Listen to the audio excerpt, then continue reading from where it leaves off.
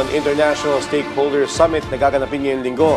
Ating tatalakayin kasama si Dr. Virgilio Lazaga, Vice Chair ng Network for the Development of Agriculture Cooperatives in Asia and the Pacific, ONEDA. Dr. Lazaga, magandang tanghali po. Welcome po sa Bagong Pilipinas. Ay, magandang tanghali po sa inyo, Sir Joshua at Asik Irene at sa lahat po ng inyong mga tagapakinig.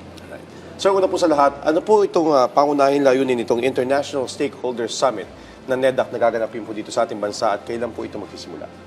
Ito po ay pagpapalaganap, ay po-promote natin ang agricultural cooperatives kung saan po tayo po ay talagang binigyan ng tuon ng ating mga, binigyan ng pansin ng ating mga kasama sa Network for the Development of Agricultural Cooperatives in Asia and the Pacific.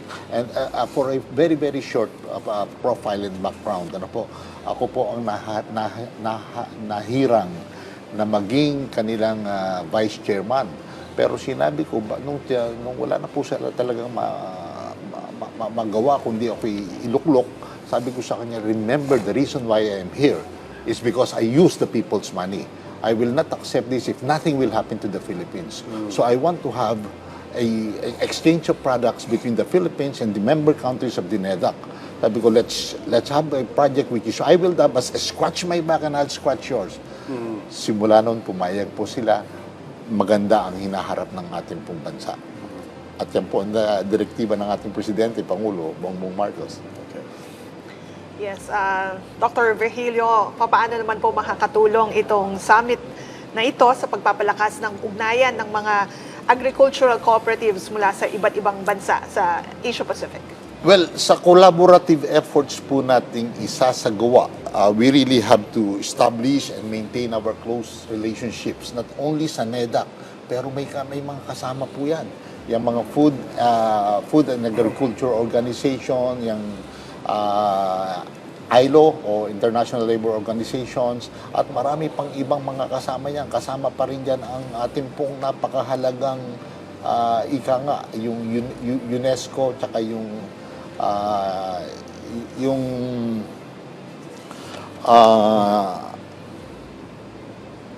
UNDP.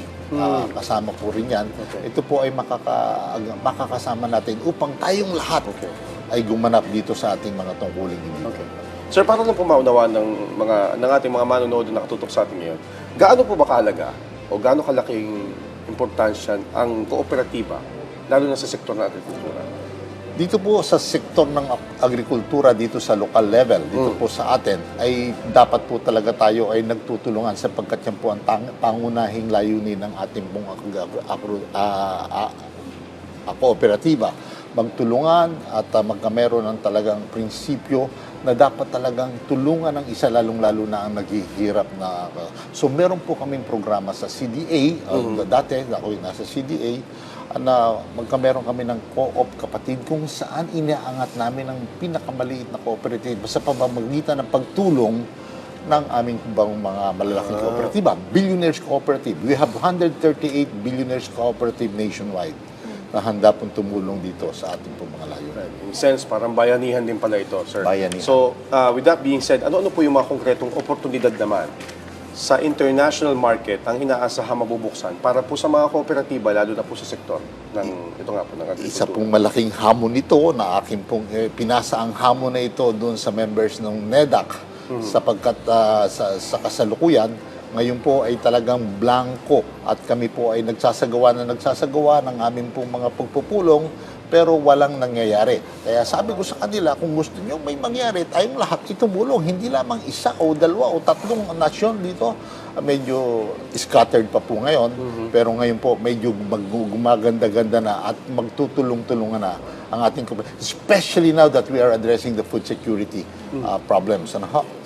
So we have number 2, dalawang mga kalaban natin, hunger and poverty. Ito po ang ating i-address. Yes, Sir Virgilio, nabanggit nyo nga po yung dun sa pagtutulungan, sa kooperasyon. So sa inyo pong pananaw, paano naman po makikinabang yung mga lokal na kooperatiba sa Pilipinas mula dito sa cross-border partnerships na tatalakayan sa summit? Yan po, nandyan po ang mga ano at pinangunahan po yan ng mga billionaires cooperative. Sila po ang magsisi-attend doon at siguro malalaman nila at ipalalasap namin, meron kaming konting presentation kung saan ang mga maliliit na kooperatiba, ang maliliit na mga magsasaka, mangingisda ay talagang nangangailangan. Ipaabot namin kung paano sila matutulungan. At yun po ang ating pong pinakamaganda at isang instruction ng ating pong Presidente ng PBBM. Okay.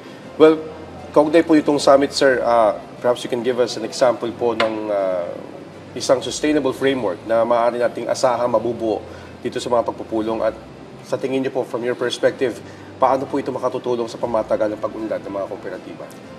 Well, i-maintain po natin at itong ating pong integridad dito ay dapat ang prinsipyo natin dito, yung principle number 6 namin, hindi lamang this is universal, ano? Cooperation among cooperatives. Ang dapat pong tumulong talaga dito ay lahat ng mga miyembro. We have billions of cooperative members all over the world. At dito po sa amin sa CDA, we have 13 million members. 3 million of which are from the agricultural sector. So, kumikilos na po kami lahat ngayon. And in relation to that, sa gitna ng mga hamon naman sa global market, kagaya nga ng epekto ng energy crisis at tensyon sa Middle East, paano naman po makakatulong yung kooperatiba bilang isang sistema upang mapanatili natin yung katatagan ng ating ekonomiya?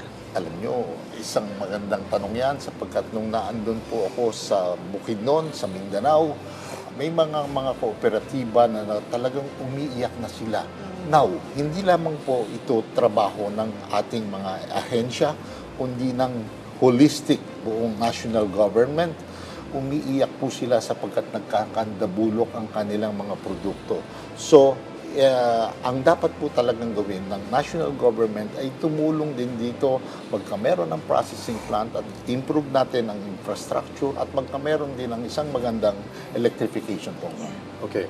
Sir, paano niyo naman po isinusulong yung cooperativism bilang isang epektibong paraan para mapalakas pa yung ating ekonomiya, hindi naman dito sa Pilipinas, kundi sa buong rehiyon? Ang atin pong isinasagawa dyan ay at pag-iengganyo nga, pag lahat ng ating mga opportunities na dapat makuha, lalo hindi lamang dito sa local offices, kundi sa international kung saan isinasagawa natin. Hanggang siguro sa World Bank, kung pwedeng umapila kami, ang NEDAC, through the Philippine delegation, through me, gagawin po natin. Unfortunately, aalis na po ako sa aking pagiging vice chairman, pero palagay ko kasama pa rin. Ngayon, sinurpresa namin sila. Nandiyan si Dr. Mike Aragon, nasurpresa sila na hindi nila alam na mayroong programang ganito na i-showcase namin sa buong mundo, hindi lamang po sa Pilipinas. Napakaganda po ng mga nasabi ni Dr. Virgilio, no? Especially on the application of the whole of nation approach. So, Sir Virgilio, to enhance meaningful cooperation and participation, ano po ang karagdagang mensahe nyo para sa ating mga kababayan? Well, ito po ay isang pag-iimbita sa ating pong lahat ng mga kababayan dito sa ating kaisa-isang bansa. Ito po yung sinabi ni John F. Kennedy, think not what your country can do for you, but think what you can do for your country. Number 2, do the golden rule, do unto others what others want to do unto you. And number 3 is, please be a rainbow in everyone's cloud. Alright. On that note, maraming salamat po sa inyong oras, Dr. Virgilio R. Lanzaga, Vice Chair ng Network for the Development of Agricultural Cooperatives in Asia and the Pacific.